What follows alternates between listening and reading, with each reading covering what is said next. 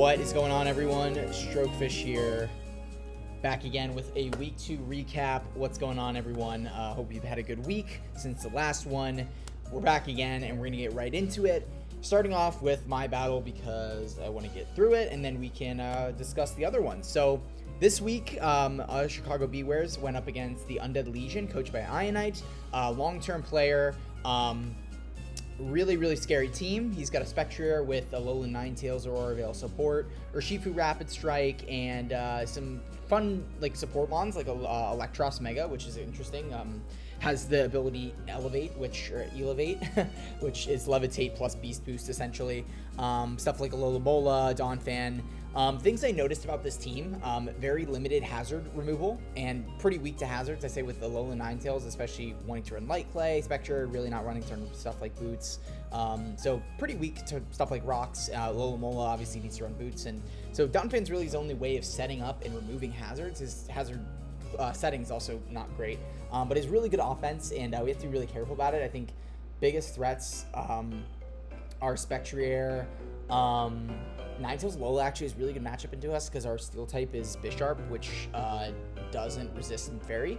But I also saw a really fun opportunity to use Swallow this game, so I was like, you know what, his normal resist kind of suck, and that's also going to kind of lead me to use Terapagos. But before we continue that, I do want to mention that I made a few free agents just as an aside. We are going to be replacing Eldegoss and Grimmsnarl with Hatchrim and Pheasantipity. Grimmsnarl is going to surprise a lot of people because it's a very solid Dark and Fairy type. It has really great support for my team with screens. I think it's a great Pokemon on paper, but I think just in practice, it just feels a little bit lacking, and I think it kind of struggles with a lot of defensive matchups that I really don't like. It makes my team a little bit defensively exploitable. Pheasantipity actually fixes a lot of those. So it makes us a little bit more Psychic weak, which is fine, because we do have some okay resists in Bisharp is good. Stuff like Ogerpon or even a Delphox could be okay. Very great pivot with Delphox. Something like U-turn is a really good way to get in something like Delphox on a ground move or psychic move, and really allow Delphox to kind of just start clicking buttons. Also is a really solid answer to a lot of fairy types I feel like my team kind of struggled with.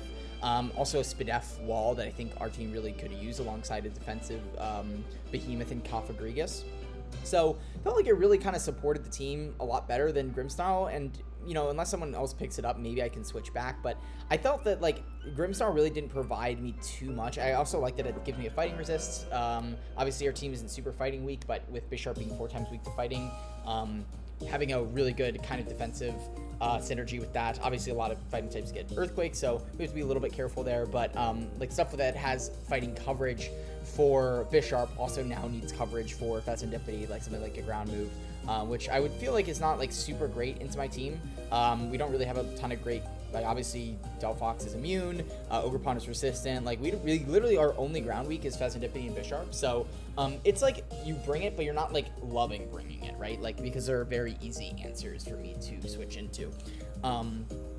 So yeah, that's Pheasantipity. It's a really solid thing. I think the defensive versatility has Roost. Love that we can run a lot of utility as well. So it's gonna be a fun Pokemon. I'm excited to use it. Hopefully it fits the team better. I feel like it does, just at least from kind of a matchup fishing standpoint. So. And then finally we got rid of Eldegoss because I feel like I really wasn't going to bring it to any game, and I feel like Hatchrim definitely has some solid matchups. And on top of that, gets Healing Wish, which I think my team really loves because of the fact that it is more offensive, so having Healing Wish is nice. Alright, besides the point, let's move on. So this is the team that I ended up bringing for Ionite. We have a fast Mega Delphox outspeeding Spectrier. Essentially the point thing is this thing to most likely clean up at the end of the game. Was originally Psychic to be able to OHKO something like a Urshifu, but ended up changing Side Shock for 2 reasons. Number one, I feel like Urshifu is going to be more of an early game Pokemon, or maybe a cleaner. And if it is a cleaner, then it's going to be Scarf, and we won't outspeed it anyway. So I feel like Psyshock, number one, he'll probably have Chip on him, so we should be able to get rid of or use Psyshock later in the game once he's already taken Chip, and should be able to kill him anyway. Flamethrower just hits his team pretty hard across the board. Yeah, pretty much, and then anything that Flamethrower doesn't hit, Shadow Ball hits pretty hard as well. So that's kind of the main idea with Delphox there. Shadow Ball is actually really nice for hitting Spectre a little bit harder, and then our Marouge also. He really doesn't have great Ghost Resist as well because he doesn't have a normal type. So yeah, that's there. And Nasty Pot just allows us to kind of get that extra little boost of power we want. So Psyshock is going to be really nice also, and I kind of added it, and mostly for Calm Mind Spectrier, because if Calm Mind Spectrier gets out of control, it just gives us a way to get a ton of damage off on that thing, or hopefully take it out with a little bit of chip. Moving on to Garchomp, this is a really weird set to kind of craft, and I ended up just settling on like a standard loaded dice Earthquake Scale Shot set with Swords Dance. Honestly, not great this game, and I really didn't love running Brick Break because it's just not a good move into his team, but we do need something to kind of get rid of Veil if we need to. So I'll show you. I actually have an optimal team setup, but Garchomp, I think, honestly doesn't really function amazingly here. Like, it does actually have good matchup on paper, like if we can get a Scale Shot off, but I think realistically it's going to be really difficult with the fact that Alola Ninetales is actually a solid switch into this thing because the defense boost by Snow. So we do have to be careful about that. But if we can get a Swords Dance off, we actually OHKO Mega Electros, even defensive Mega Electros with Scale Shot, even if we get 4 hits. So at that point, we can pretty much just spiral out the game if his Ninetales takes chip. So yeah, we're in a really good spot there. Okay, so Terapagos. This is going to be kind of the main, like, its lead, and then it also can just kind of, like, run away with the game if we end up having to bring this thing in the mid-game. Meteor Beam Power Herb just kind of gets this thing immediate, like, pressure, because Meteor Beam just has great utility versus team, allows me to do a huge chunk to Ninetales, do a lot to stuff like Scizor, and even something like Donphan, we can Meteor Beam and then Starstorm after. We can do a lot of different stuff. So my kind of idea with this is like lead it so that we don't have to worry about him randomly being like Rock Donphan. Spin is a great way to kind of both get our speed and then like take out a Pokemon. So like something that lives a Meteor Beam or a Terra Starstorm, we can Rapid Spin the next turn, and then we can have that speed advantage as well. Stealth Rock is there because he doesn't have good. He literally, if he doesn't bring Donphan, or I guess if Scissor's most likely not going to run Defog if it comes. I don't think Scissor's even really going to come. It has a good matchup here, but I think he might be deterred with Delphox and a lot of other defensive stopgaps. But essentially, yeah, we're enough speed to outspeed Adamant or Shifu at +1, or if he's not even Scarf. And Terra Starstorm basically hits the majority of his team, which is kind of the reason why I'm bringing Spec Swallow. Does it have the best on paper defensive matchup? It really doesn't even have, like, it has good offensive matchup. Like, it literally 2-KOs its entire team with Boom Burst, but it doesn't really get a lot of OHKOs here, which is not great. And it really isn't like doing a lot versus Ninetales, but it is a nice way to like have like a way to get rid of Veil, like kind of in a pinch if I need to. And it also allows me to Heat Wave versus his Scizor, and then also like Quick Attack, like a low Spectrier or something that gets out of control. So yeah, we have the ability to do that. And honestly, I would have run a different Pokemon. I'll show you in a second, but Cofagrigus is our Fizz-Def Pokemon that we're going to be able to stop his Urshifu and get Rocky Helmet damage off. I think Garchomp being that as well would have been nice, but I digress. Pain Split is there for stuff like Drapion and just 1v1ing stuff and stalling out Aurora Veil turns and getting health back. Gig Drain is a new addition actually to Cofagrigus' move set, and allows me to hit stuff like the Alola really hard, and also stuff like Urshifu, and get all my health back, so that's going to be awesome. The defense investment is there to live, I believe, 2 Adamant something. I think 2 Adamant, or maybe Jolly Band Surging Strikes after Rocks, or maybe without Rocks, I don't know. But it's basically just Fizz-Def with enough special defense to live Spectre or Shadow Ball before Rocks, and then the rest in special attack because we want to hit as hard as we can. And then last but not least, we are sub Ogerpon. It's a great Alola check. It like basically can come in for free. I don't even expect Alola because even though it's a great Delphox answer, like it really doesn't. It basically gets hardwalled by Wellspring unless you can catch me with a Toxic on the switch. So this thing does so much damage to his entire team. Play Rough is literally just there for Executor because I actually think that's a solid Ogerpon check. But this thing can really spiral out of control if we get a sub up, because Ogerpon forced a lot of switches. So if something like a low Mola comes, we can sub, and then if he brings in something like Executor, we can play Rough twice, and we don't have to predict anything. So that's going to be great. The optimal team I would have brought would have really just been a more defensive Garchomp with Rocky Helmet to allow for Drapion. Basically, how I expect this game to go is I'm going to lead Terapagos. Or I guess in this case, yeah, I probably still would lead Terapagos because solid offense matchup, or maybe even Cofagrigus. But, you know, Terapagos allows maybe like random Spectrier lead or something. So I think maybe even, honestly, Bisharp could be a good lead. I don't know. Garchomp lead would be good. But I'm kind of expecting something like a Ninetales lead. So I think Garchomp is great because a defensive set with like a little bit of attack allows me to outspeed stuff that I want to, but also get up rocks and just kind of, which are very free here. It does kind of lose to Donphan, which I don't love, but that's fine, I guess. Honestly, something like Toxic would be over Brick Break, Spikes, something like that. We have Cofagrigus to block Spin. But adding Bisharp to the team gives me a lot of defensive utility versus stuff like Spectrier, better Ninetales check, and it also allows me to get rid of Veil all in one Pokemon. So I think Bisharp would have been a lot better Pokemon here. I just wanted to bring Swellow. And then last but not least, not running Stealth Rock on Terapagos. This is actually the set I had for like 90% of prep. Was Meteor Beam, Terra Starstorm with Flamethrower, but then I was like, wait, Dark Pulse allows me to just like Mute Spectrier, and Scizor is like not even a check to this thing because it just takes so much from Terra Starstorm. So my kind of like invalid logic was, oh, don't run Dark Pulse because Terra Starstorm is going to hit most things harder anyway. Like a neutral Dark Pulse is going to hit like less hard than a Terra Starstorm resisted, which is crazy. It's crazy how good this Pokemon's stab move is. But yeah, that's kind of the EVs obviously could be optimized, but like this would be the optimal team that I think would have put me in the best position to just decimate this game. But I did want to run Swellow, and sometimes you gotta have fun. Okay, so this is the team we end up going up against. He basically brings everything that I think would be the best stuff to bring. I think Executor Alola definitely could have had some merit here because it's just a really strong special attacker. I actually think that's probably a little bit better than Armarouge in my opinion. Armarouge does have the ability to kind of resist both Delphox's stabs, but I think we both know that Delphox also is going to not take, or this thing doesn't take Shadow Ball as well. So I'm essentially just going to lead your Terapagos here. It's my designated lead. Might as well go for it.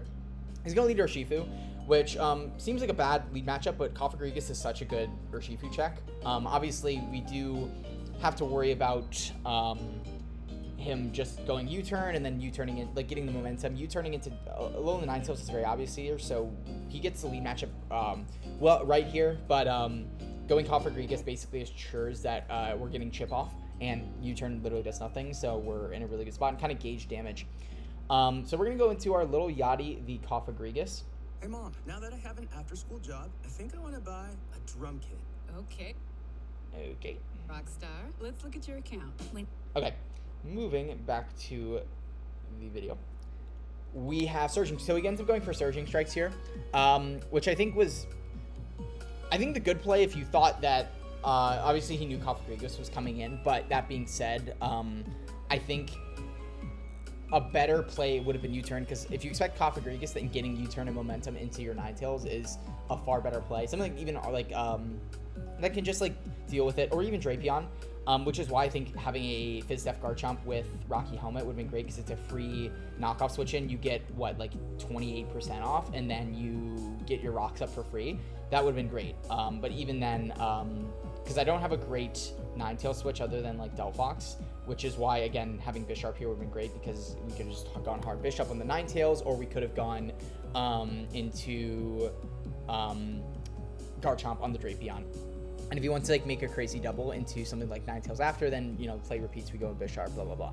Because his team doesn't have a ton of momentum. Like, it's really just like U-turn or Shifu, and then like maybe like Volt Switch Electros. So I think actually Electros would have been a really, really solid pivot here in the early game, because it just kind of hits everything really hard and nothing can really hit it back. Which is why Terapagos was a solid lead here. So anyway, he goes for Surging Strikes. He's going to end up taking like 50, or I'll just let it play out because I'm just too impatient. He's going to do around 50% to himself, getting to get the Mummy ability. So, and I can tell by this damage that this is an Adamant Urshifu. So most likely Scarf, most likely Adamant, which tells me that if I get a +1 with Terapagos, we essentially can kind of run away with the game. So that's really good to know, because Urshifu, if he was Jolly, would do 39% max to Cofagrigus, and that did, this did 40% to, it was saying 40%, I think, but I basically hinged that he was most, because you saw that the different hits did different damages, and that one did 12, one did 14, so I figured, 14 times 3, like, that's 42%, that's higher of a range than, so this is 100% adamant here. At this point, we're like, oh, that's great information. So despite taking 40% with Cofagrigus, it's in a really good position here. I'm going to Pain Split here because he either goes Ninetales or Drapion, both of which I can get solid damage off with Pain Split here and heal myself up. At this point, this would have been, again, a great situation to go into Bisharp. But again, we have Swellow, so that's going to be kind of tough. So I basically have to go just sit here because I really have nothing else I can do. Basically, Nasty Plot forces him to be able to really only go into something like Drapion, which really can't do much other than Sword Stance. So Sword Stance Drapion is a little bit scary here. We obviously have the way to Revenge Kill it with Garchomp, but we do have to be careful about how we play around it. And then something like Ogerpon can Revenge it after. But that would be worst case scenario. So we're going to Nasty Plot here and just kind of try to get some damage off on this Ninetales. Because obviously, I mean, Ninetales could be Encore, which would be bad, but then we could get a free switch into something like, I guess, Encore would be bad. So, but I figured he'd probably want to run Blizzard. I feel like his best set would have been Roarveil, Encore, Freeze Drive, Moonblast, because it doesn't really need Blizzard, but I figured, it's a really solid just click into a lot of different members of my team. But so is Freeze Drive. So maybe like enough special attack to always kill Garchomp, and then the rest into HP, and then Encore to be able to lock Delphox into something like Nasty Plot or something like, or even like Hypnosis. I would hate if he did run Hypnosis, but it honestly is a really solid fourth move there. But I think Encore is probably his best move to run there. So he's going to go hard into his Drapion, and that does 10%, which is like nothing, but also that's +2, even behind a Veil, like that does no damage. So he's very AV, which is great, because this means that he's not Sword Dance, which means I can just sit on this Drapion and have fun. I honestly expected something like a knockoff Brick Break set. I feel like knockoff Brick Break sub Sword Dance would have been the best version of this. Something like Spadef with like Black Sludge would have been amazing, because like you can sub on something like a Garchomp, and then you can like knock off an item. You're still getting your recovery back, but at the very least you can kind of like sub on stuff, and then like you can either SD if Garchomp doesn't come hard in, or you can like, yeah, because you can like sub on like a Garchomp switch, like, okay, I can just knock this thing's item and then come back later. I think that would have been the best set, but he runs AV. Understandable why he does that. He wants to be able to kill, take hits from stuff like Cofagrigus and Delphox, so makes sense. But at this point, we can kind of just sit here and Pain Split, which is great. I love Mummy because it's just revealing abilities, which is great. So he's Battle Armor, not Sniper. Doesn't really matter though, because we basically know his whole kit because he's AV.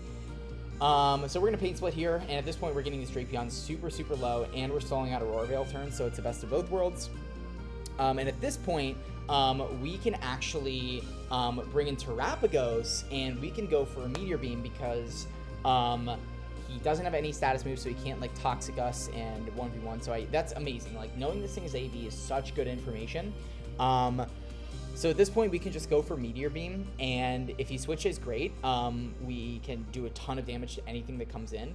Spectre is going to take not that much, but I don't think he wants to risk damage on Spectre. I think he'd rather just break Terra Shell, which he does. And at this point, he doesn't want to really risk me doing anything more. So I'm going to go for the Rapid Spin here, take out this thing, and now we are +1/+1 versus a team that does not have really a great Terapagos answer. We lose Terra Shell, which is honestly kind of cool because it means that anything that, it doesn't really end up mattering though, like unless he's a physical Electros and tries to kill us with like Drain Punch, which he actually is. So he actually can't get boosts with Electros, and he actually loses his Elevate ability, which means that we can actually go to Garchomp and like actually maybe set up and win at that point, which is really funny. But yeah, so the Mummy test strats are very funny.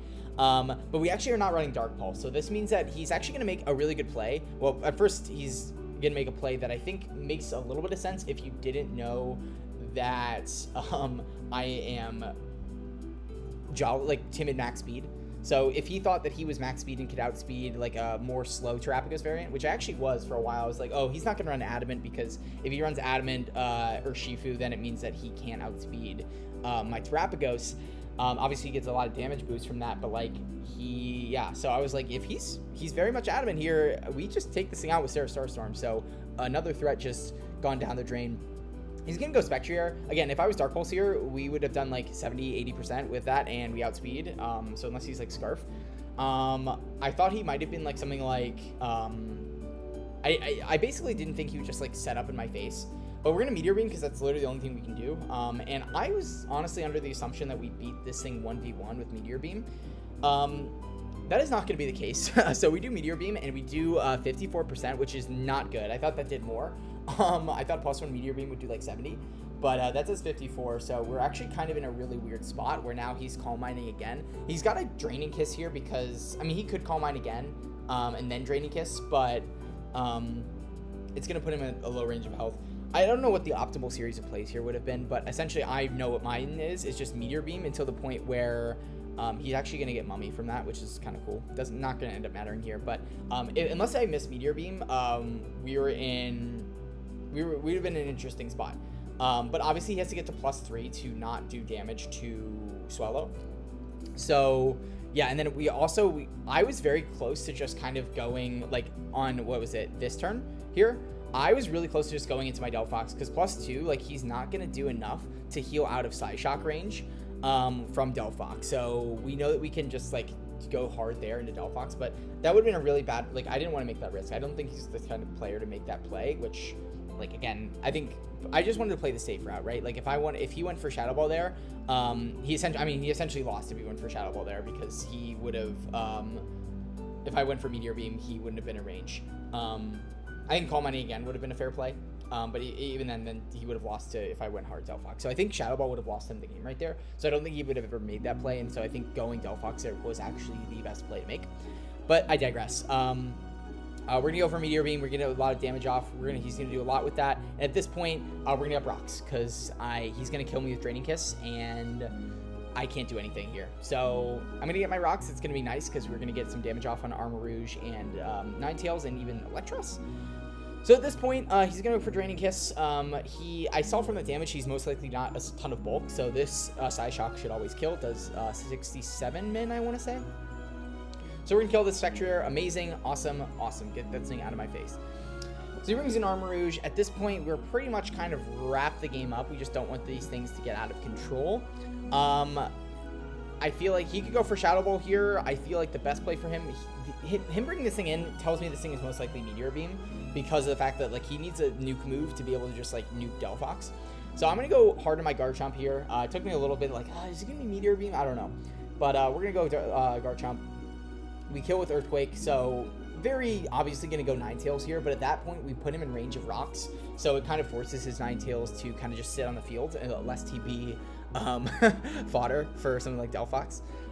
So we're going to go Delphox here hard as he goes for Veil, of course. Should I have Brick Break there? I could have. I very well could have. But didn't want him to just like go for differential and just kill my Garchomp. Or go for freezing, which he's actually gonna end up doing. So we're gonna Nasty Plot here just to guaranteed try to win the game. I didn't want Electros randomly getting out of control. Very unlikely, but with Veil up, you never know. So we're gonna go for Nasty Plot here as he ends up freezing us, which kind of sucks, which means he can go hard into Electros and keep starting to try to set up. But we're gonna get the Thaw, and we're gonna go for Flamethrower, and we're gonna end up taking away this game, which is gonna be amazing. So yeah, we're gonna end up doing that. I think that is a specially defensive Electros, if I'm not mistaken. So very fun. Our Mountain's super Spadef, but like speed and some bulk. But yeah, so at this point we can just Shadow Ball, and Delphox is gonna clean up another game. So that's gonna be my week 2 game. I feel like I played it okay, prepped okay. Again, could have been more optimal. Could have run Dark Pulse on Terapagos, which would have just basically 5-0'd the game. If I had run Bisharp over Swallow, possible that we could have gotten a 6-0 here. But I was here to have fun. So, sometimes the most optimal thing is not always the one that you want to do. Okay, so moving on to actual games that are not my own. We have the first game that was played this week, which is Sean versus the Oklahoma City Thunderous, coached by Tavin. Looking on paper matchup, this game is actually played week 1. And I'm looking at the team, and Zero Aura looks like it does really well here. Like, obviously Zam is kind of a tough switch in here because of, you know, tracing Volt Absorb. But it outspeeds everything outside of Zam, and he either has to run Booster Speed Roaring Moon or Scarf to be able to, which I think is actually pretty good here because obviously Scarf Roaring Moon Booster Speed outspeeds Mega Starmie, so that's really nice. Mega Starmie looks incredible here, though does have to kind of worry about Tapu Fini, but with stuff like Flip Turn, it should be okay. Blacephalon looks like it's kind of okay here. I don't love it here, obviously, because you have stuff like Tapu Fini. So we'll see if he ends up bringing that. What else we got? Abomasnow actually looks really solid here. I think the dual Ice and Grass looks amazing here, and you resist stuff like Mammoth. It's a great Mamoswine check. It's not amazing to stuff like Cobalion, but beats Roaring Moon pretty handily and can probably take a stuff like hit from Alakazam and probably kills with something like Blizzard into Ice Shard, and Zapdos doesn't really appreciate that. Obviously it is Hurricane, but not a great switch in. So yeah, the dual Ice Grass stab is amazing here. So we'll see if Sean ends up bringing Abomasnow here. Kyurem Black also looks amazing here. Obviously has to contend with Cobalion, so we'll see what he ends up rocking here. Tentacruel not loving its matchup here. Not a really amazing into anything. Kind of just gets hit super. It's great into Fini, but that's about it. Mudsdale looks solid here. Really, really solid. I think I could see Mudsdale coming here. And then Tinkaton is a solid Roaring Moon check and Alakazam check in one, so I do think that Sean pretty obviously brings things. So I think the team I would expect from Sean to bring is Zero Aura, Starmie, Kyurem Black, Tinkaton, Abomasnow, and then probably Mandibuzz, because Mandibuzz is just a solid, like, gets rid of hazards, and it's kind of checks a lot of stuff on this team as well. Does make him a little bit Zapdos weak, but that's okay. So I think Zero Aura is a solid Zapdos check. He just has to be careful with stuff like Toxic. So, yeah, and then on Tabin side, Megazam, Roaring Moon, Zapdos should 100% come. And then I think, honestly, Cobalion's probably solid. You want a more robust Kyurem check. Tapu Fini's good. And then maybe, like, Mamoswine is a solid, like, last option. Brambleghast isn't amazing. Komala really doesn't have justification to come here. So we'll see what they end up bringing. I don't remember what they end up bringing, both them. Tabin ends up bringing Spidops, which is really good. And Sean ends up actually bringing Mudsdale Blacephalon. Blacephalon, I think, is solid as a Scarfer here, so should have noted of that because you do want a way to revenge kill Megazam. But again, into something like Roaring Moon, it is a little bit scary because if you do revenge kill Alakazam, then a Roaring Moon can kind of get out of control. And Roaring Moon checks, you know, Mudsdale is a solid Roaring Moon check here, so I can't really, I think Mudsdale is probably the better bring here. Though I do think something like Abomasnow would have been really, really fun to bring here because it's such a good, like, it's honestly just a great lead. Like, I guess Zapdos is there, so you're like, so it's hard to slot, but, like, I would have loved to see something like Abomasnow here because it actually helps out Kyurem a lot as well because it just gives it a lot of defensive utility as well. So, yeah. So, leads here, this thing, Tabin's obviously leading Spidops, and then I think Sean is probably leading something like, I could see Kyurem lead, I could see Mudsdale lead. We'll see what he ends up leading. He ends up leading Kyurem versus Spidops, and then this turn one is absolutely hilarious.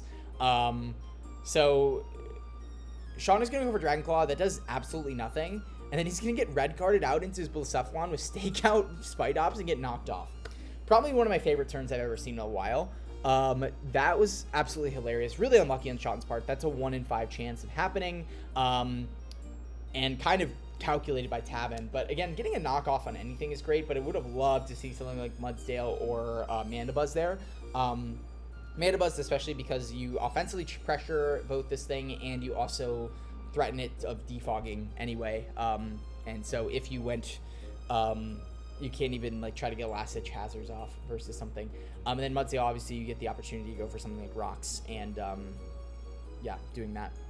Obviously, you lose your item, which sucks. But Blacephalon getting just straight-up Murk there is really bad because now Megazam can really easily clean up in the late game. So, got to definitely preserve the health on Mandibuzz. Sean's a great player. He's going to do that, but does reveal Scarf Blacephalon as he ends up going into Mudsdale, getting off his Rocks. Very calculated there as he's going to get up the Webs on Sean's end. Webs are actually really solid here because yeah, you have the ability to slow down something like a Mega Starmie, which does enable something like Roaring Moon to run a booster attack, which I think he ends up doing. But I think booster speed was more consistent, I think, for my opinion, because like just on paper, like because without like you could run something like Boot Zero Aura before Sticky Webs or something. Like Boot Zero Aura is not bad by any stretch of the imagination, and he doesn't really need an item there. So yeah, you got to be a little careful there. So he's gonna knock off, get rid of the Rocky Helmet, as Mudsdale is going to get the stamina boost, go for Rock Tomb, and to be able to 2 KO this Spite Ops. I don't know if he goes for Rock Tomb again. No, he doesn't. He doesn't want to risk miss. Earthquake is the best play there unless he randomly wins Zapdos. But going to go Feeny, not Boots, and it's going to be Misty Seed again. I think Misty Seed is interesting, though I don't know if I love it here versus a team that's very, very specially or physically based.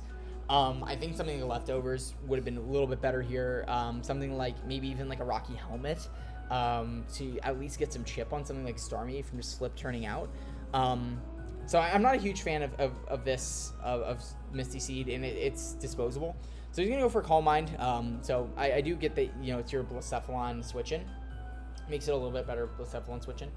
But I do think Leftovers is just a little bit better overall. Because you're still taking like very minimal damage from Blacephalon. It's doing like what, 35% with Shadow Ball? That's not amazing. So I guess you're doing what, 25 instead.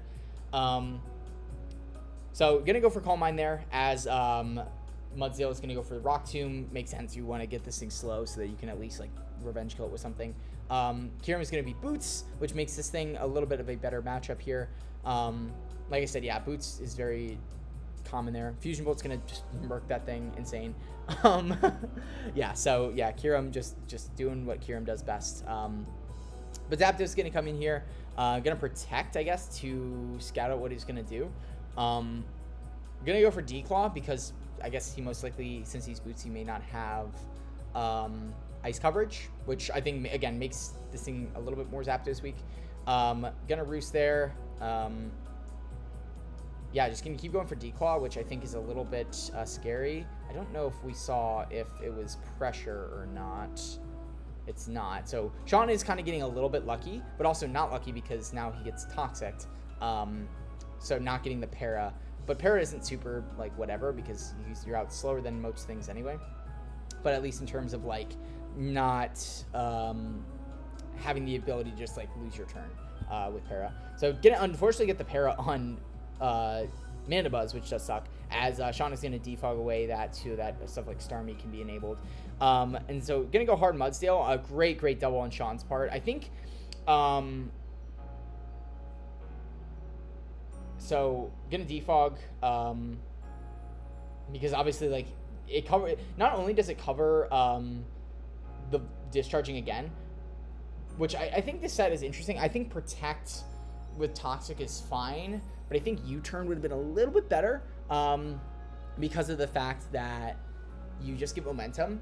And, like, yeah, you want to stall out stuff like Toxic on Kyurem and Zera, but I don't know. I feel like in a situation like this, like, you have to play well in order to get around that. So, Mudsdale, great double on Sean's part. Like, it covered basically every play on that part. Like, it covered if he stayed in and went for discharge. I guess double Toxic would have been bad, but you don't really care that much if Mudsdale does that, because now you know that Zapdos doesn't have defog, so now you basically get up rocks guaranteed, which can, if you can get a knockoff off on Zapdos with Zera Aura, then you basically are crippling that thing for the rest of the game. So yeah, amazing, like very simple, but like very beautiful double there. So Mudsdale's gonna go for Earthquake. It does 61%, which is insane. I don't know what the calcs are on the damage, but like I know Roaring Moon is really bad defense, but like it's just insane that just like thing just straight up kills. So I guess booster attack coming in clutch here. I would have thought that booster speed would have been better to like outspeed stuff. But again, with your sticky web up, like who really cares? Go for the attack. But Mudsdale is gonna end up 1v1ing that.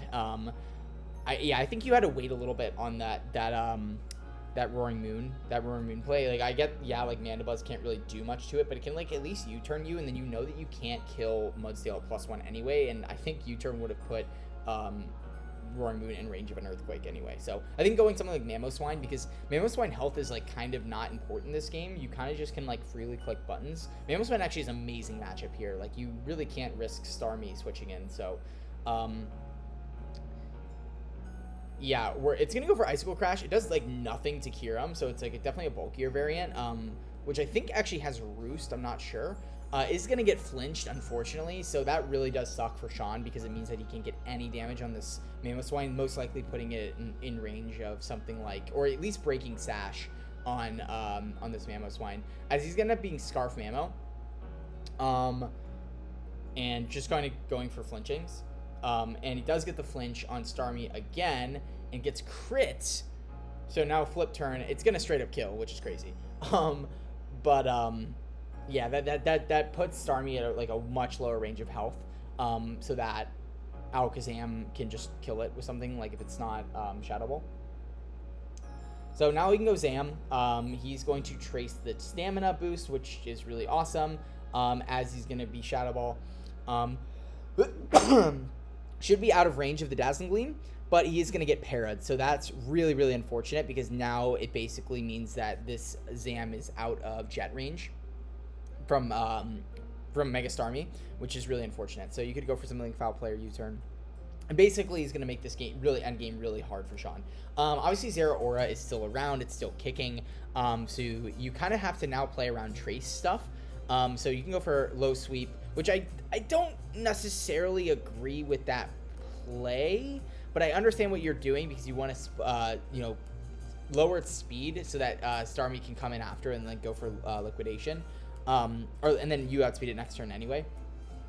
But you knew that like he most likely was not going to stay in with Alakazam there because you just Plasma Fist and then... So I don't know. I think Low Sweep was... I think Sean will definitely be able to justify it. I don't think it's like a bad play, but I do think that going for Plasma Fist would have put you in a much better position, knowing that like the Zapdos switch was possible. And he's also Life Orb, so you know that would have done, as you can see, 46%, which would have basically forced the Roost on Zapdos. Like, not that it's bad, but so you basically have to do, yeah. So yeah, like Plasma Fisting twice basically means he has to Roost, or else he's dying to Plasma Fist, and I think you outpace that. So you go for Plasma Fist, and then it would have been a different game. I don't know. It's a hard thing to gauge. So he's gonna go Mega Zam on the either Plasma Fist or Knockoff. He is gonna go for Plasma Fist, so he's gonna get the play wrong, and it means that he can just kind of go for Psychic here or Psyshock and just kill that Zeraora. I thought it honestly lived, but that is not the case. As he goes for Aqua Jet, and unfortunately, as you saw with that Mandibuzz Para, it would have not done that. So great play by Tavin at the end of the game, though I do think that there was a little bit of hacks in his favor, especially the turn one with the knockoff. Like, that put Sean in a really bad... It basically was a 5v6 at that point. And even then, he still put himself in a great position to win. Unfortunately, he was not able to do so. I think the only, like, really thing you could maybe, like, say was a misplay on Sean's end was, like, maybe the Low Sweep. But even then, the Plasma Fist play is, like, that's not on him. That's just, like, you know your risks when you click a move, and it is what it is. So... Great game.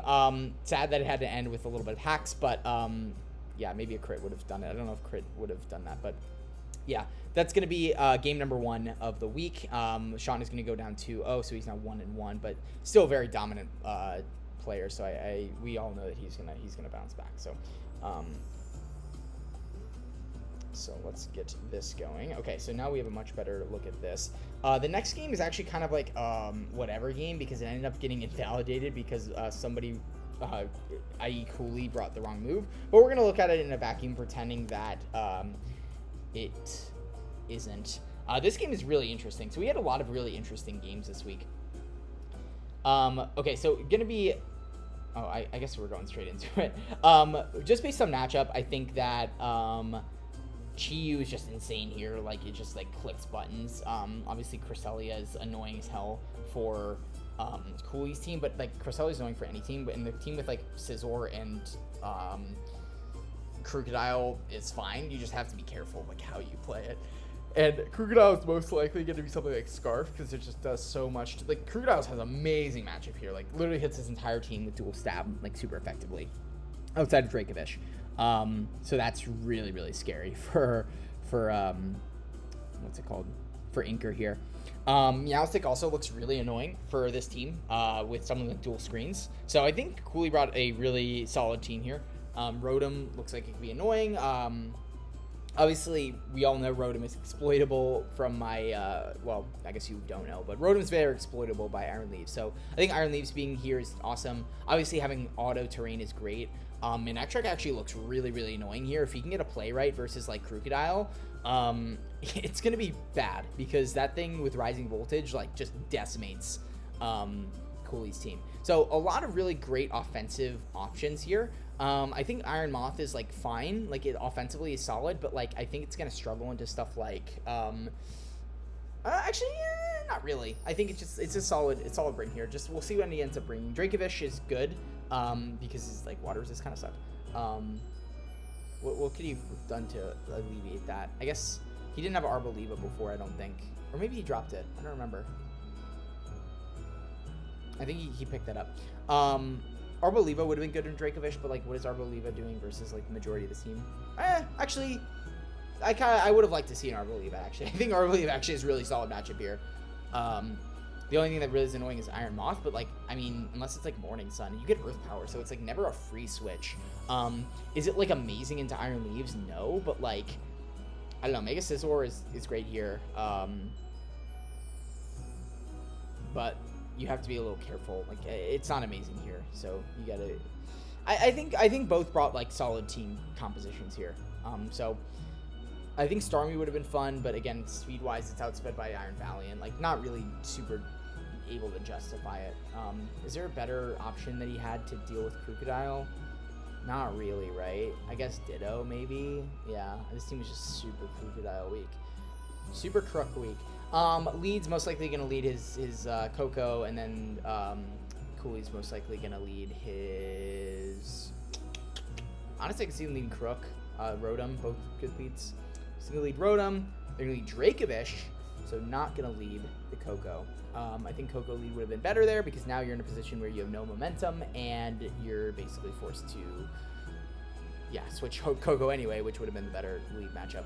Again, like, if he leads Crocodile and you lead Coco and you're scouting for Scarf, you have, you don't have great switch-ins, but you can at least go something like, yeah, that's a tough situation to be in. I guess, like, you just were expecting Crocodile lead, so I don't dislike that lead from Inker, like, leading Dracovish, but, like, because, you know, if Rotom, what is Rotom going to do to Coco? You Volt Switches, great, you do 16%, and now you go into Crocodile. So, now we have a bad matchup, but at the very least, you know, this is in. So, I guess in that situation, you're in a position where you would have just had the momentum earlier, but you don't have a ground type, so that kind of just is annoying. But at the very least, you could have gone for something like Thunderbolt versus like Rotom Wash, because you know that it's likely gonna, like, hard switching Crocodile is kind of a tough play to make. You're gonna go Iron Leaves, predicting the Earthquake, as it's gonna end up, you know, but you're gonna see Cooley make a lot of great plays, a lot of great reads with the crunches. He's gonna go for Crunch, as this thing ends up being Colbur Berry, so great on what's it called? Inker for doing that, because it basically covers, now you're at least can take one hit of Crocodile. So yeah, at this point, defense drop, it's fine. You know you outspeed this thing even if it's Scarf, and you can pretty freely, I want to say, go for, I feel like Leaf Blade's pretty safe here. Like, I get it does suck with Scizor, but yeah, Close Combat was like the more mid-ground play, but I felt like yeah, but yeah, I felt like Meowstic was about, like, I don't know, I don't think he would risk damage on Scizor, but again, it's not like a bad play by any means. So yeah, I think, yeah, Close Combat was a fine play. Go over CC, but now Cooley can get the screens off, which gonna go straight into the Manectric, as Crocodile's gonna come in and get the Intimidate off, which is nice. At the very least, you get an Intimidate. At this point, you can go into something like Dracovish, as Rotom's going to make that play again, which is awesome. Going into Iron Leaves would have been a little bit nicer there, because then you could have at least gotten some threat and some damage off, but then you can go into Scizor hard with a Reflect Up. So I think forcing offensive pressure is a little bit better in this case. Psychic Things is great, because now you can get rid of screens, so Dracovish was a nice solid mid-ground there. But now your Dracovish is going to get Willowed, which sucks. it does suck. Yeah. Maybe Was there a better play there? No, I think you kind of just had to let that happen. But you're going to go hard Coco again, most likely going to go for Volt Switch. Again, the problem with not having a ground type. I don't think this, do they even, yeah, they don't have a ground type. So, yeah, it basically means that that's going to be tough. And I actually like that Cooley's running, I think, Intimidate. Is it Intimidate Crook? I don't know. I think it was Intimidate Crocodile, because if it is Moxie, then it means it could get reversed up by Ditto. So, cool prep on that part. But yeah, having no ground type basically makes Volt Switch free. Kind of sad that I didn't see that initially. So yeah, gonna get a light screen off, which means that you can pretty much freely bring in Crocodile here, and then Crunch is pretty like free here. You know that Coco is not gonna be sacked off, so obviously does like making. Oh, he's Moxie. Never mind. I guess he wasn't super concerned about Ditto reverse sweeping with screens up, which is 100% fair. Which now at this point you're kind of like slowly but surely getting rid of the ground answers. So you can kind of just like Earthquake. I think Earthquake would have done enough to 2 KO Iron Leaves anyway, but at the same time, Cresselia is like annoying. So gonna go for U-turn. This is our great play on Inker's part, like very obvious play, but like at the very least you can get in something like your Mega Metric, get off an Intimidate, and then go for something like Flamethrower. Rotom's going to come in. Unfortunately, not going to do that, but now you can Volt Switch here. Going to get a crit, which is really unfortunate, and because Rotom was just so free in this game. And yeah, so Volt is really, really bad. Like, he could have even, like, Pain Splitted there to get some health back. Like, that sucks. That really, really sucks. And that honestly, like, I don't even know what the damage on that was, but that was, like, maybe, like, a high roll crit. Who even knows? Who knows that Rotom investment, though? So, going to bring back in Coco. As Crocodile's going to come in at this point, going to go for a Crunch again, which is insane. Another Cobra Berry, which again makes sense. You are very weak to it. Crunch actually also doing a lot of mileage here because you see that you have 2 Cobra Berries, and this is like the perfect scenario to have Crunch over Knock. You literally don't even need another move. Like, you can honestly run Knock, Crunch, Earthquake, and then like last move is like CC, I guess, like for like something like a King Gambit to Oko it, or like a Ditto or something. Like, I don't even know, like CC, but when are you ever clicking CC? Knock it, like this very easily could have been that, or even some like Bulldoze I could have maybe seen. So yeah, so making a lot of great plays. Gonna get the Intimidate off, but Crunch is still gonna do a solid 43%. Gonna go Crunch again, which I think was a little bit of a misstep, though you don't really have a great Rising Voltage switch in, but you know that if this thing, I think he just forgot this thing gets Signal Beam, which is fair. It's going to do a lot. It's not going to kill, so it's not the end of the world. But it does suck because now, they're going to go Coco. But at this point, what's it called? Cooley makes a great play and switches. I think going for Rising Voltage there would have been an incredible play because Electric Terrain is still up, and you know that they're not going to sack their Crocodile just like willy-nilly like that. Because you know that he's gonna go Coco to save his Mega Manetric. Like, that, I don't know. Like, I don't know if that's the position you needed to, like, the play you needed to make there. But I think that would have been a really, really awesome play to go for the Rising Voltage there, on the Meowstic. Because, yeah, like, again, you go for, Earthquake there, and, yeah, you're in a really tough spot. And then at that point, you can go something like Dracovish and, potentially just, like, because you don't really need it at that point. You can just go for, like, Fish's Rens and do a ton of damage. So at this point, just to prevent the Psychic Fangs, great play on Cooley's part, risking his Crocodile to get rid of the Meowstic. I think going for a Reflect there would have been a very fine play, but also you know that him going for Psychic Fangs would have gotten rid of all your progress, and then you really don't have a great way of Oko. I guess you could have gone Iron Valiant the next turn. So I think was it I don't know. It ends up working out for him, so makes a good play. A little bit of a 50-50 there. And then I think he goes for Crunch again, and now Cresselia is basically fodder at this point. Gonna go in Coco to hopefully do that. I don't know if saving Cresselia was the right play. You save his sack, but at the same time, yeah, I guess saving the sack because you don't want him to be able to lock in Earthquake. I'm just being stupid. So he goes Meowtic. He's gonna go Memento. This is the thing where he wasn't supposed to have Memento. Meowstic does not have Memento. So it basically blocks the U-turn and basically allows for Chi-Yu to kind of come in here and click buttons. I think it ends up being sub. So he's going to be Dark Pulse, I think. And if he got Flinch, it would have just been GG right there. But he ends up living the hit and is able to get rid of the Officious Wren there. So going to go for Dark Pulse. And at this point, you can go in Mega Manectric or Coco. And go for, I think, yeah, he goes for T-Bolt. A great play. Is he going to go for Crunch again? He's going to go for Knockoff. So he is Crunch Knockoff. Gets the Moxie off. He's going to go Iron Moth. He's going to end up being Booster Special Attack. What his item is, we don't know. Yeah, the thing with Iron Moth is it kind of, Chi-Yu is kind of actually a solid check to it because it resists both with stabs. But it is Booster Special Attack, so it probably still does a 1,000,000%. Gonna go for Thunderbolt, kills the Chi-Yu, which is insane.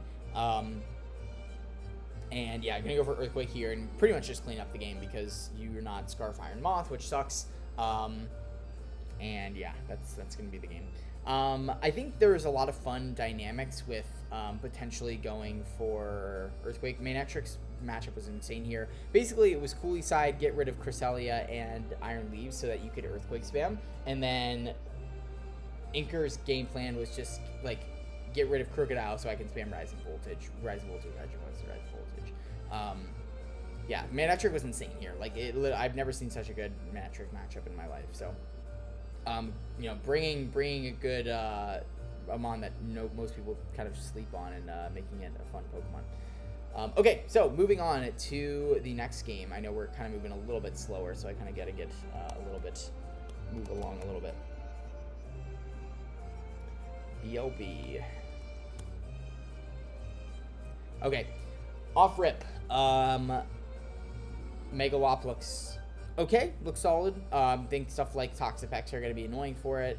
Can get revenge killed by stuff like low kicks. Gliscor can also be kind of annoying for it.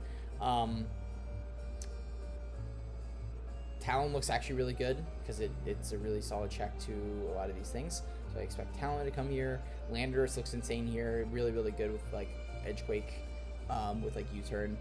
Milotic looks really annoying for BLB to break, so you probably got to run like Power Whip Ferrothorn. Ferrothorn looks okay here, but like not amazing. Raging Bolt looks solid. I think Gliscor is going to be kind of an annoying Pokemon, but if you can get rid of Gliscor, Raging Bolt definitely has some prowess there. Klefki is okay. Not loving Celebi here. It's alright into stuff like Toxapex and Megaladios with like a U-turn, but it's not amazing. Torn's okay because it outspeeds everything and can hit most things super effectively, so I can see him bringing like regular Tornadus. And then yeah, I think Milotic you basically I think your team is Megalop, Talonflame, Milotic, Raging Bolts, Lando, and then either Torn or Klefki probably. Blissey's okay here, but I think it just kind of gets like knockoff fished. Blissey's a really hard Pokemon to bring matchup wise. That's my thing from there. And then I think BLB brings Megalodi, Gliscor, Low Kicks, Blaziken, probably Pharaoh, and then probably just Toxapex. Maybe something to take on Lando a little better. I don't know. Maybe Avalugg. See Avalugg coming. Well, I guess it's kind of bad in Milotic, but yeah, I think Toxapex is a better Pokemon there. Okay, so Jatan versus that. See what I got right. Ends up bringing Rotom Fan over Toxapex. I think Rotom Fan is fine here. It does resist CC, which you kind of like, but like I think Toxapex would have been a little better. I guess it makes your Raging Bolt matchup a little bit better. But like, what are you doing back? I guess you can Toxic it. But it also, yeah. But I'm thinking that like Milotic, you just Toxic that. Chun brings basically everything that I thought. He brings Klefki over Tornadus, so pretty easy there. Leads, I think. Honestly, leading something like a Gliscor and going for Protect feels pretty free for me here. If you have Protect Gliscor, and then leading Milotic with Jatan. Solid lead matchup for BLB Owen. But I feel like Talonflame's pretty free, so I feel like going for Knockoff would be your best play here.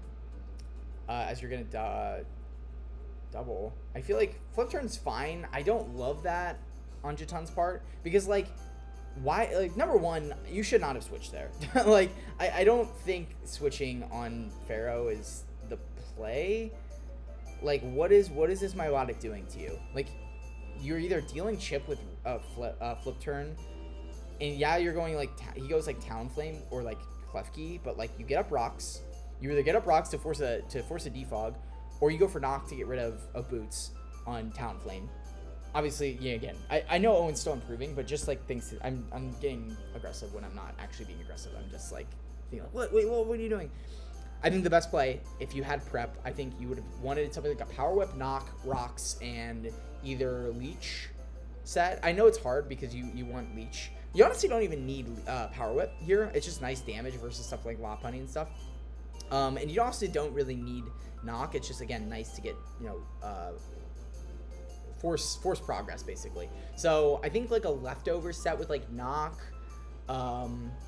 because you can kind of sit on a lot of stuff. You can sit on Klefki and stuff. You don't really need a protect. So I feel like Knock, Leech, Power Whip with either, because you don't need Gyro. Yeah, Knock, Whip, Leech Seed, Rocks. I feel like that's really, really solid here. I think that's a really, really solid set here. Obviously, again, you have stuff like Torn, but you're getting progress with Knock. Like, Talonflame could maybe burn you, but like you're getting rid of its rocks, or if it's heavy duty boots. And like, I guess Klefki could be the defogger here, but yeah, so I think switching into Lottie was never the play there. Like I don't know what you may be worried about Skull Burn, but like you're taking damage on Lottie, which would love to be at full because you want to be able to live stuff like U-turns from Landos.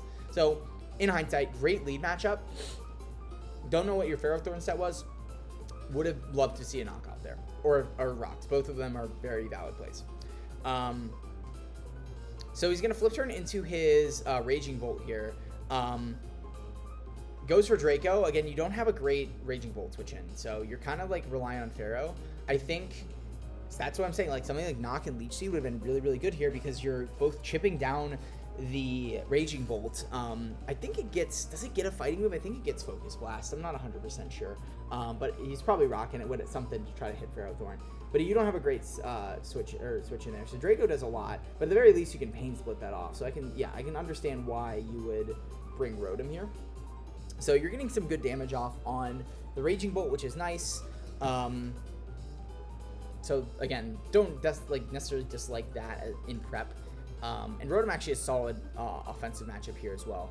But it does kind of feel a little bit off to the Lando because now you're like, oh shoot, I don't have a Lando switch in. So again, going Pharaoh here is what I would do. He ends up going Gliscor to get his thing procced. I don't agree with switching Gliscor there because you know that Knock is a very... When you play with Gliscor, you never want to give your opportunity to lose your Toxic Orb. And I saw that last week with getting his Toxic Orb knocked. Never switch into hard into a Pokemon that gets knocked off. Jutun is a solid player, and you know that he's going to either run something like a Sword Stance set, which is going to offensively pressure you if you go something like Pharaoh, which is fine. Again, like, I think going Gliscor, so we'll see. Again, ends up being an okay play, but you kind of put yourself in a position where now you're basically going to take a huge chunk in a Pokemon that you really want to keep healthy for stuff like stuff. So going to take that Stone Edge relatively okay. Going to go for Toxic. So it ends up working out because now you can go for Protect. Jutun is going to go for Stone Edge again. And yeah, so he's going to get out of range of that. And ends up trying to go for the double Protect. Never do that. never do that. You can switch around, go Pharaoh, never go for double Protect because you know that his play is never going, like, you're either I know that that's a VGC like mindset, and I know his VGC player. You're just, the double Protect, you know he's either going to go for SD or he's going to go for an Earthquake. If he predicts your Ferrothorn. If he wants to kill your Gliscor, he's going to kill your Gliscor, and you have a 30% chance. So that was not the play, in my opinion. You don't go for double Protect there. I would have maybe he didn't have a way to hit the Landorus. But at the very least, like, do it so that you have the next turn to protect, because then you're getting, because now you're taking 19%. If you have a way to hit this Lando, amazing. I think the right Gliscor set, protect, or, because at least you could have U-turned, right? You can go for the U-turn, but at least a protect fails, so now you can go for a protect now, and he's gonna Rock Polish, so that is, so at the very least, you're basically killing anything comes in. At that point, okay, double protect kind of makes sense. You really don't have a great switch in, and then you can just go for low kicks to revenge. Losing Gliscor sucks though, because now you have your Klefki. You basically hardwalls Klefki, hardwalls Talonflame because you can tank a Willow, and even if you Swords Dance, it's going to do nothing. So yeah, I don't like that at all. But that exchange was weird. Jotun played it well. Toxing was great. Everything else, I think you could have used a little work. Gonna save the Lando, which makes sense because you can still get a solid hit off with something. Gonna go for First Impression. Does a lot, so that looks like Banded. That is most likely a Banded First Impression, which is insane. And gonna go for Spikes here on Jotun's part, pretty free. Gonna go for Volt Switch. Pretty free as well there. Lottie, you don't have a great... Yeah, again, like, having Gliscor would have been amazing because now you could have had a way to just beat this Klefki. At this point, you're kind of just, like, trying to play around stuff. Gonna go for Foul Play, which I think was a great play on Jotun's part because it covers basically everything. You get damage on low kicks. If you're expecting Lottie again, and you go for something like a prankster move, like if you expect Lottie and you go for Thunder Wave, then low kicks blocks that. But at that point you can, I guess you can't use prankster moves, so you can go for like U-turn. Goes for knockoff, solid play. You know that it's gonna kill the thing and it's banded, so banded low kicks was a great bring here.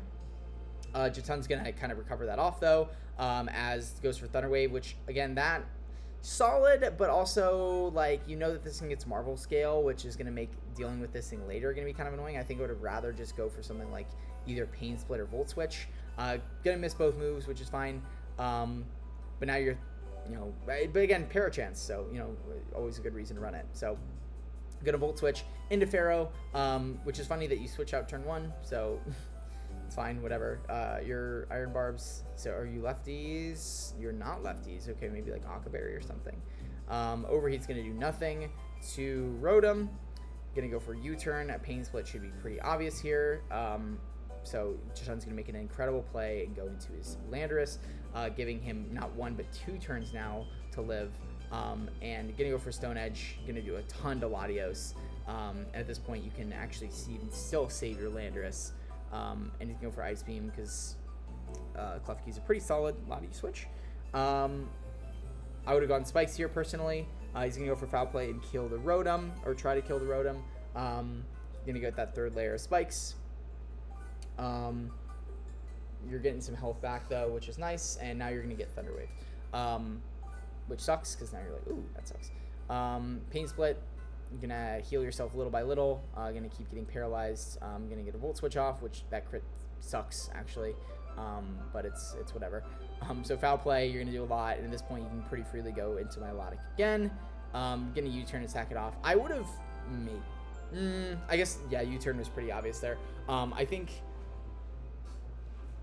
stacking was fine. I think you could have also got some mileage out of Klefki with some like Thunder Wave.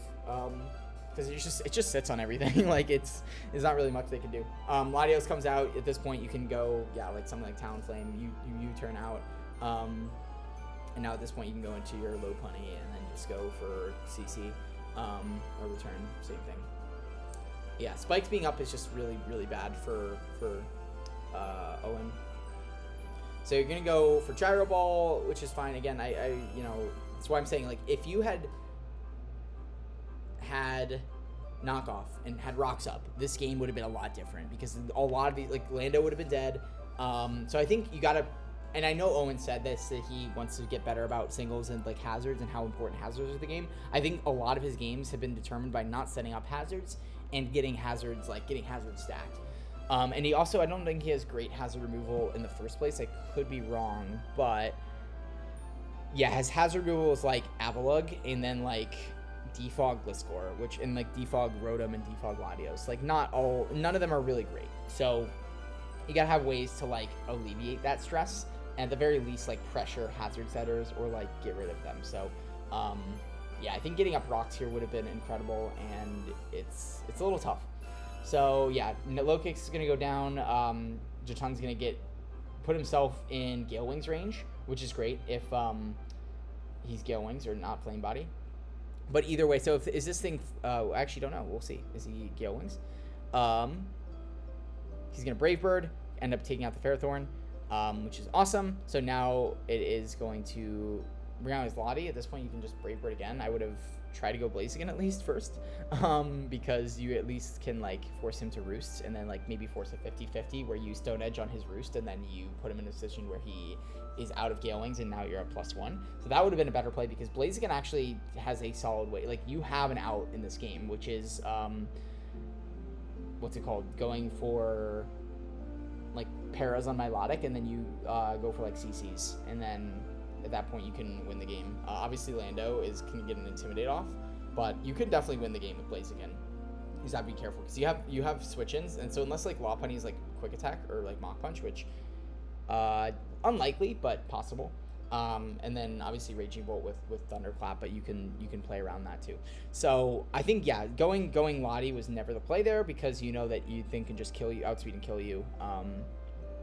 So at this point now, Jotun can pretty freely just go for Brave Bird, because now you're in a position where you basically have to try to SD.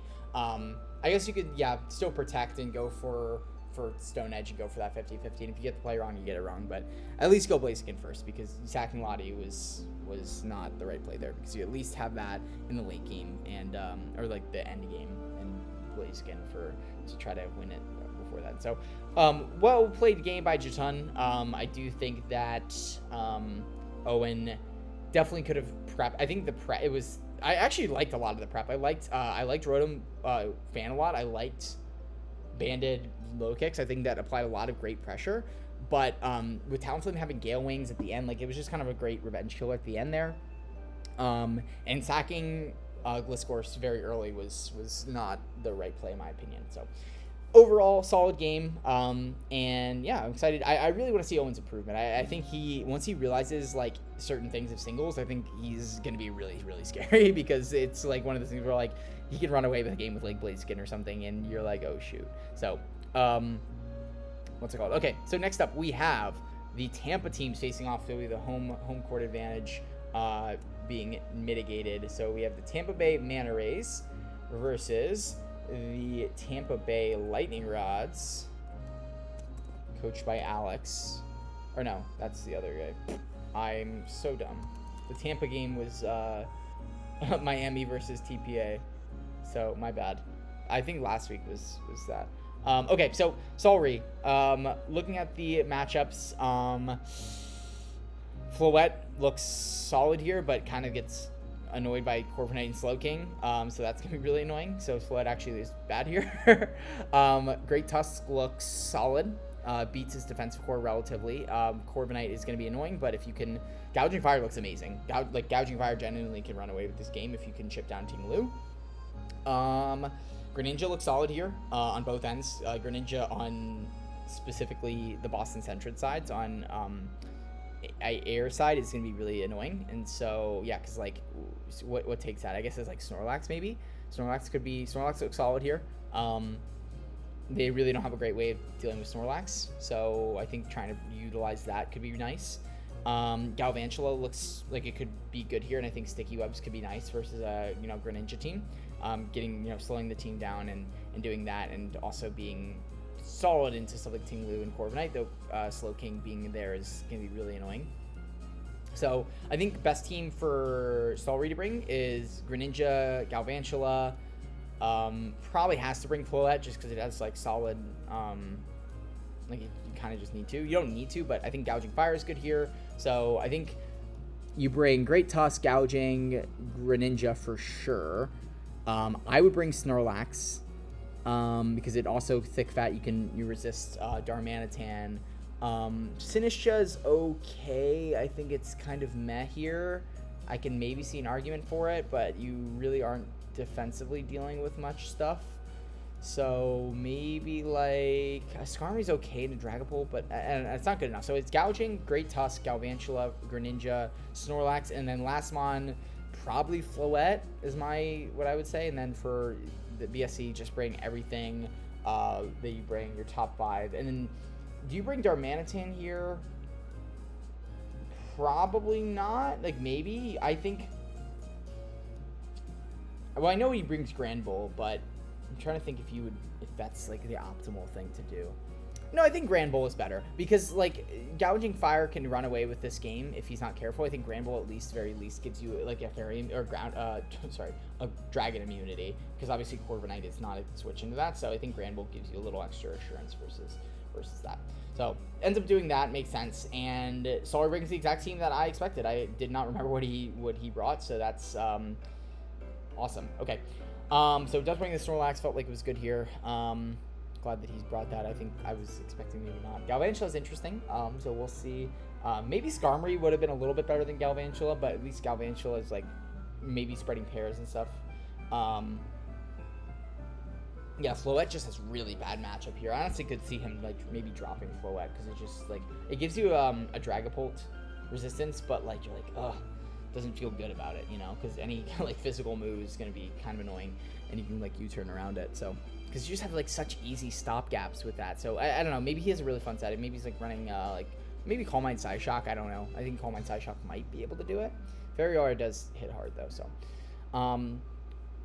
so you're going to lead Greninja, kind of get that play wrong, and he leads Dragapult. Going to go for U-turn on the Floette. Going to do a solid little chunk as going to lead Greninja 2. Most likely going to go for Gunk Shot here, as he's unfortunately going to have to burn the booster speed.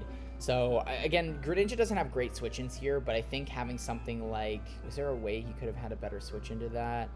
Not really. Yeah, like maybe like a Fizdef Snorlax maybe.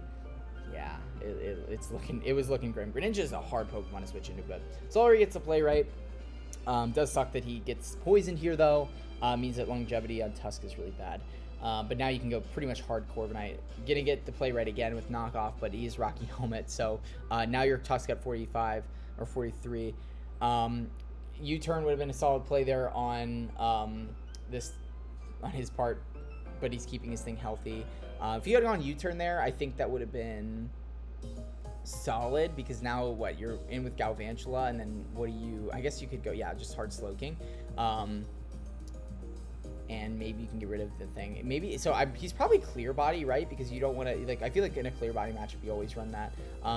Bug Buzz does that. I would have maybe Life. I don't know if I don't think Life Orb was necessarily the play, but maybe it allows you to kill Corviknight. But you know that Slowking is going to be your main answer to that, and then taking Chip on Galvantula kind of sucks. So I think going for like Bug Buzz, Volt Switch. Maybe he's running like Giga Drain for like the Ting-Lu, but I think Bug Buzz is fine. Volt Switch, Thunder, Bug Buzz, and then probably Sticky Webs is his last move. So gonna go hard Snorlax and get Sludge Bombed. Is he running Immunity or Thick Fat? Who knows?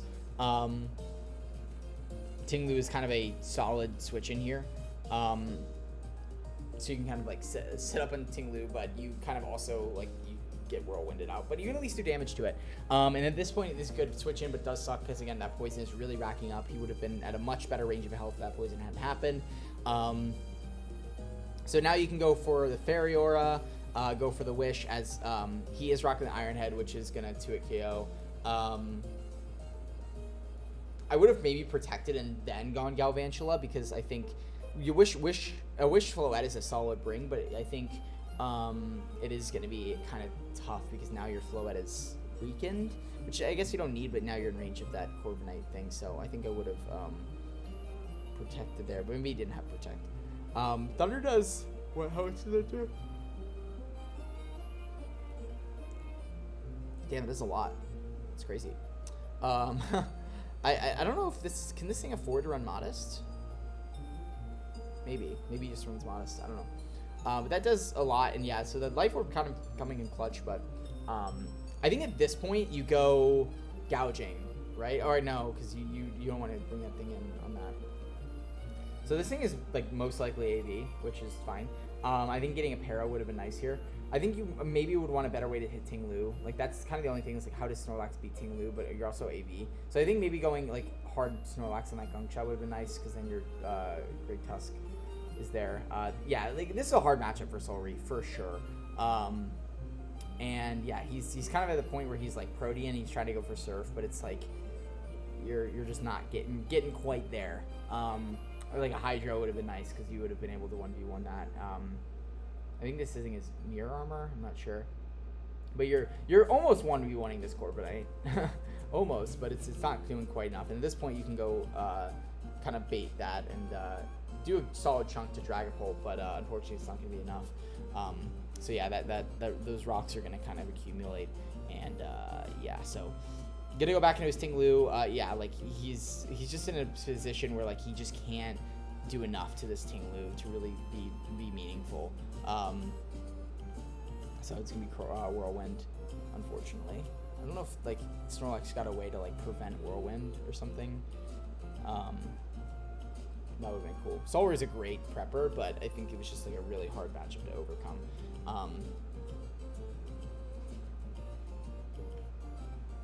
Yeah, maybe like exploiting Tinglu or something, or like getting Whirlwinded into Floette would have been a great thing for him. So he's gonna be sub. I guess Wish sub maybe.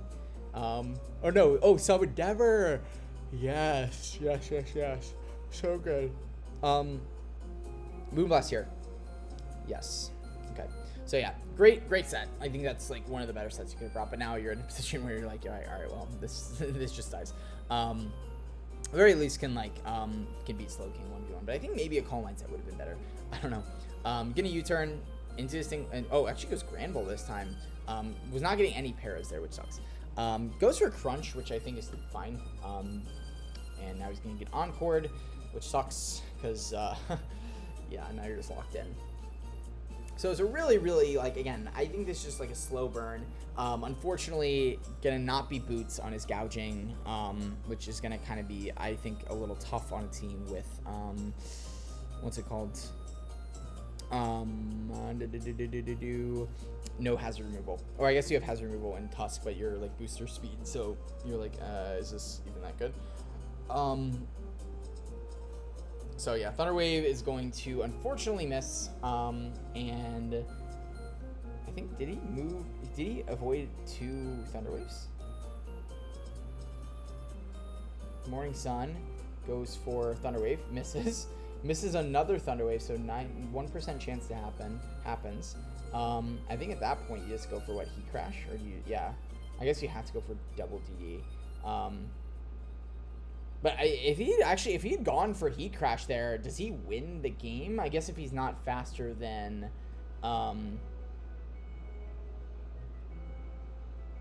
yeah, I don't know.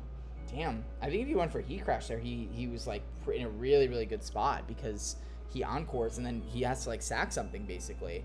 I guess, you know, Tinglu can come in for the Earthquake, but like you have to basically come back in with Granbull and Intimidate. Like that was a +1 Heat Crash. Like that was doing a lot. But then again, yeah, you probably go your Tinglu and you yeah. I don't know what item he was. It's gonna go Shadow Ball, it's gonna kill. Goes Greninja. Battle Bond. Getting Battle Bond here would be great, so we'll see if he does that. Does he surf? He does have Hydro. Is he like Specs? Oh, he's not Battle Bond, though. So he had a Hydro Pump this whole time. I think he's Specs, though. Corviknight's going to die, and at this point you can kind of just, like, sack your stuff and then just, like, win with Greninja. Yeah, so now you're going to U-turn into Dragapult. I think going Granbull would have been better, because then you can Encore him into... Oh, yeah, missing the Draco sucks. I think he was Scarf, though. I think he was Scarf... on the Gouging Fire, or on Scarf Dragapult. Maybe he was, maybe he wasn't. Not a Scarf, I don't know.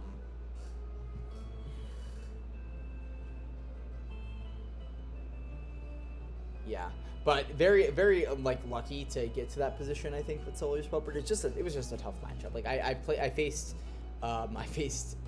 Air, and it was a hard game to play because of this team.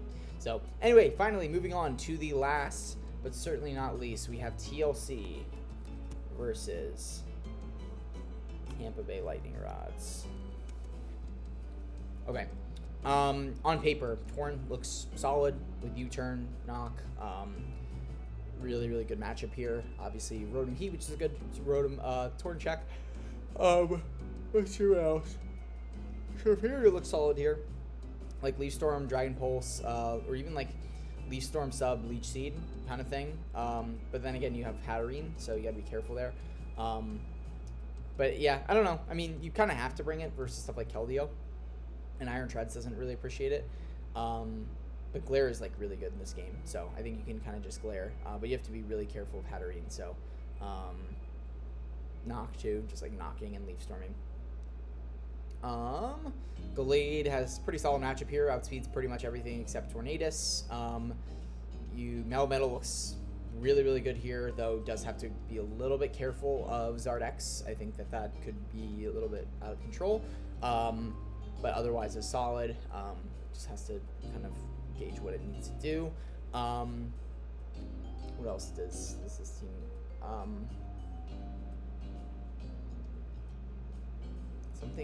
Lele looks meh here.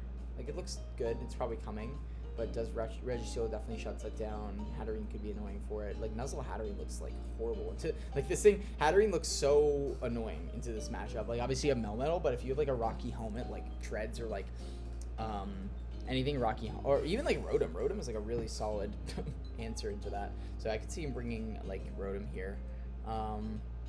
So it's probably going to be Torn, Keldeo, Treads, and then probably Zardex, Rotom, Hatterene, maybe Registeel over something.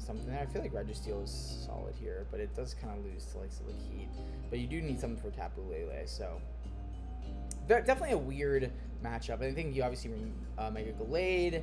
Hydreigon feels meh here. I think honestly, so Gallade, Melmetal, and Serperior feel like locks to me. Rotom Heat, I think you pretty much have to bring, and then you want something to deal with Keldeo. So maybe like Seismitoad. I think Seismitoad doesn't have a bad matchup here because you can kind of play around Zarude a little bit if you do bring that. Zarude actually looks really, really good here because it can kind of just U-turn around and knock stuff, and it really has no answer for it. Yeah, that looks tough. I think maybe Nidoqueen. Yeah, Nidoqueen looks good here. Like a Shucka Nidoqueen for stuff like Iron Treads, and you can revenge go back with Earthquake, and then you can do like Sludge Wave to Zarude. You take Torn hit relatively well. So yeah, I think Serperior, Gallade, Rotom Heat, Melmetal, Lele probably, and then Nidoqueen would be the last one. Yeah, and then I don't remember what I said for C3's team. Ends up bringing Drifblim, which I think is it's fine because you have like Aftermath and stuff, and it's actually a solid like Hatterene check.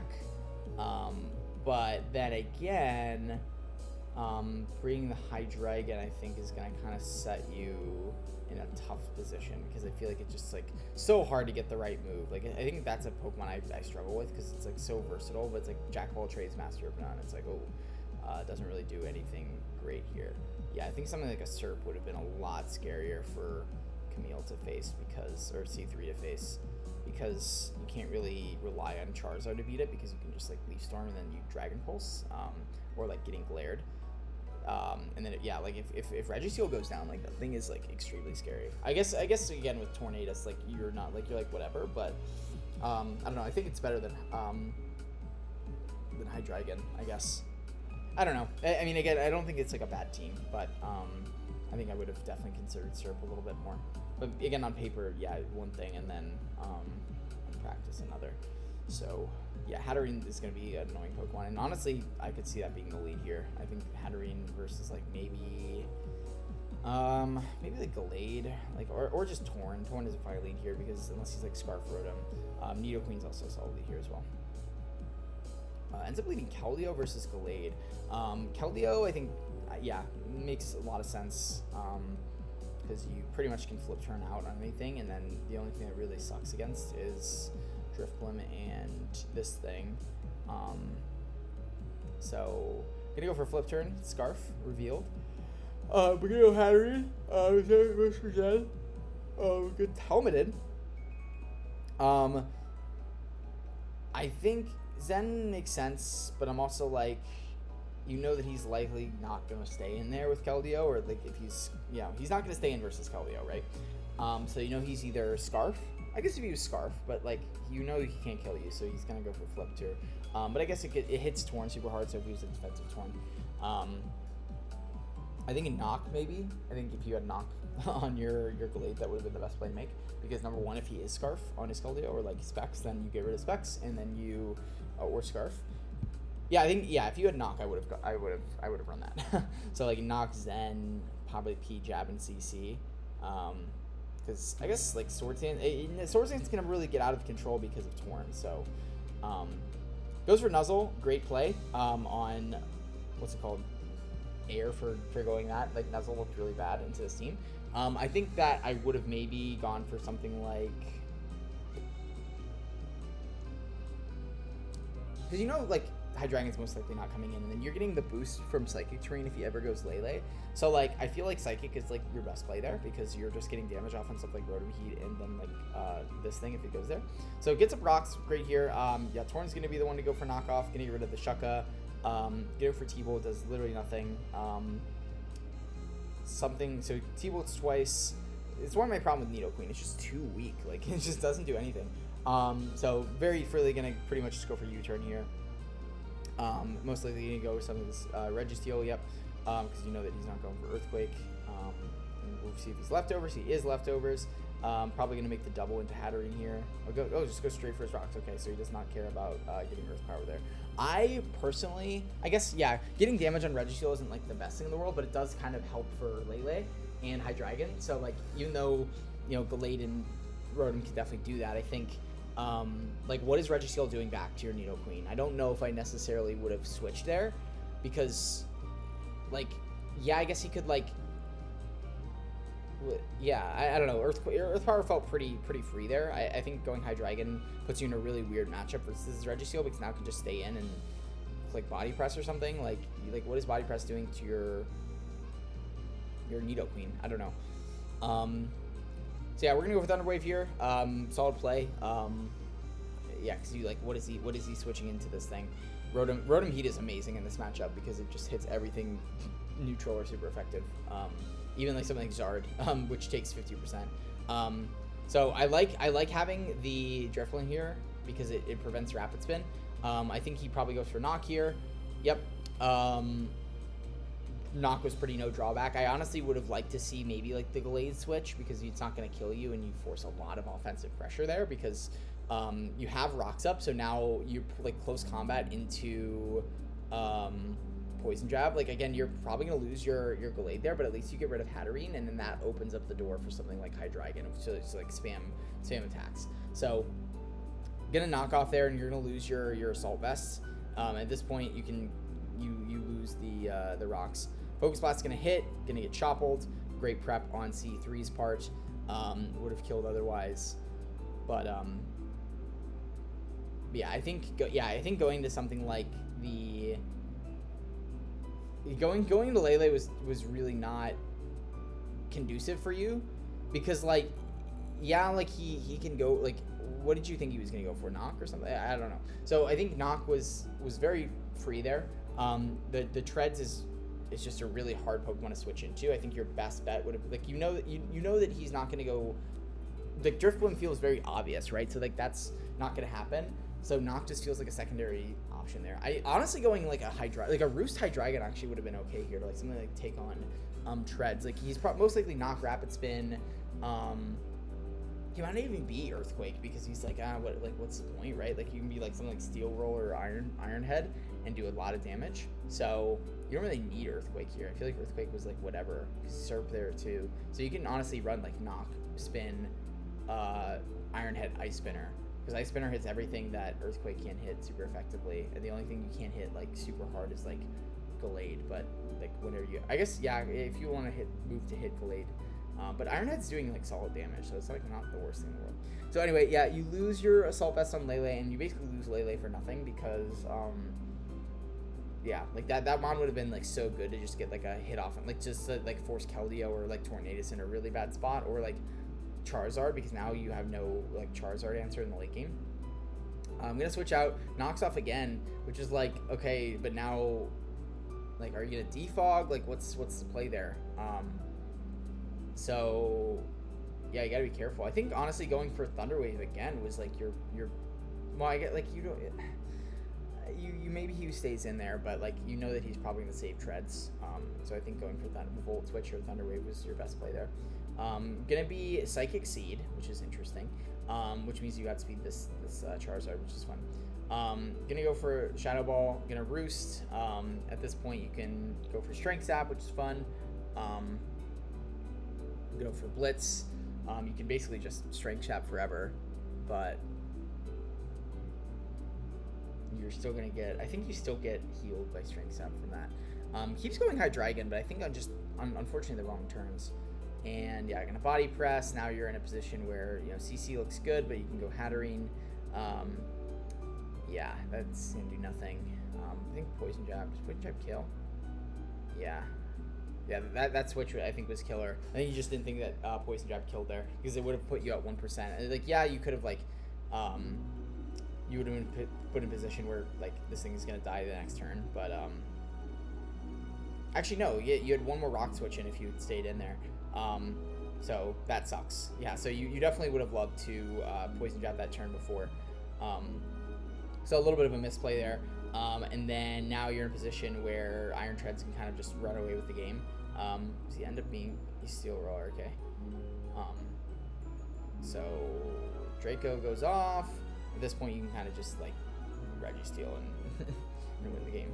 I think going for Strength Sap, because I think it works versus Clear Body if I'm not mistaken. So yeah, very interesting. Misses Draco. So that's going to be the game. I think C3 played it very well, prepped it very well, and I think Alex, unfortunately, just made some crucial misplays, and I think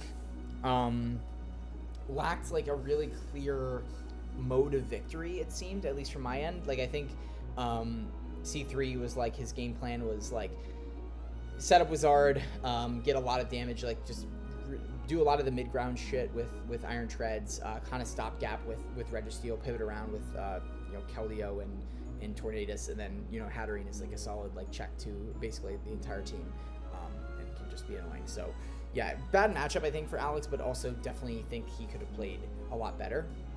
So he's gonna improve, definitely know that for sure. And yeah, that's gonna be week 2. So hopefully you guys enjoyed, and I'll see you in the next one.